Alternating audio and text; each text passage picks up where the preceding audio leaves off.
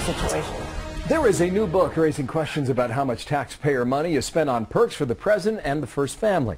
According to my next guest, taxpayers spent $1.4 billion last year on everything from staffing and housing to flying and entertaining.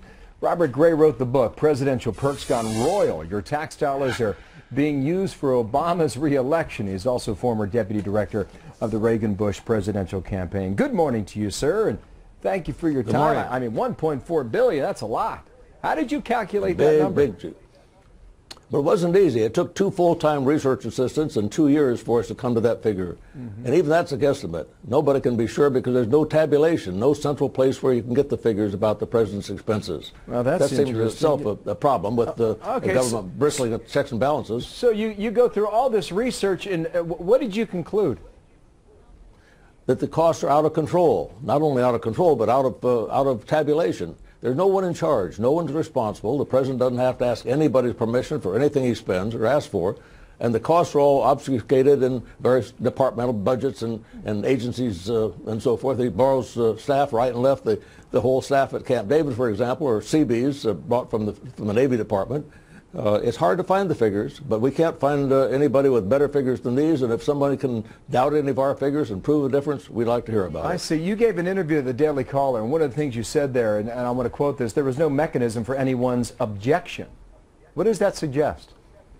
Well, it seems strange to me. A kid can't take a car that doesn't belong to him without asking the dad for the keys, but the President of the United States can take a $600 million airplane and fly it off anytime he wants to without asking citizens for approval or anybody. There's no check and balance. Nobody's his conscience. He's his own conscience, and only that seems to guide him and doesn't guide this one very much. For example, he took the plane, took Air Force One with all the expensive entourage and the escort planes, and the others who went along with him, took it to Ohio to swear in some police officers, some local police officers. Went to Chicago a couple of times to shoot a few hoops, as he called it, with some of his Chicago friends. Took it to Ireland to dedicate a pub named in his honor. I mean, it's just any whim of the president. He can do what he wants to do. I see. Nobody, and a lot absolutely of these, nobody. Yeah, and a lot of these are mentioned in your book. But don't all presidents do this? And all presidents, they need security and they need a staff. So at what point do you say this is okay and this is not? No, of course, we want our presidents to be well taken care of. We want them to be, when they land in a foreign land, we can be very proud that they land in the best airplane in the world.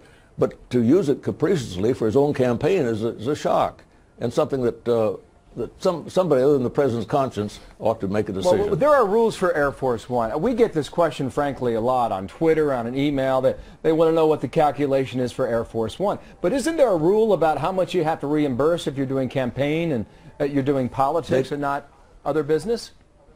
Now, they do have to make a reimbursement. It's a very minuscule amount, figured on the use of the plane for political purposes, the people aboard for political purposes, but it's minuscule compared to the total cost. And the truth is that the president, if he wishes, and this one seems to wish it a lot, can find some reason to be almost any place in the country at any time. A month ago, for example, he was out in Colorado Springs making campaign speeches and raising funds, and he stopped by to see some of the victims of the fire, so of course wrote the whole trip off. It's very easy for a president to say I was there for official business because he can be officially in business anywhere in the country. I understand the point you're making. Robert Gray, thank you. The book is called Presidential Perks Gone Royal. I can sense that you're not happy with this, and the figure you put is staggering, $1.4 billion. Thank you for sharing with us today, sir. Appreciate it. Thank you very much.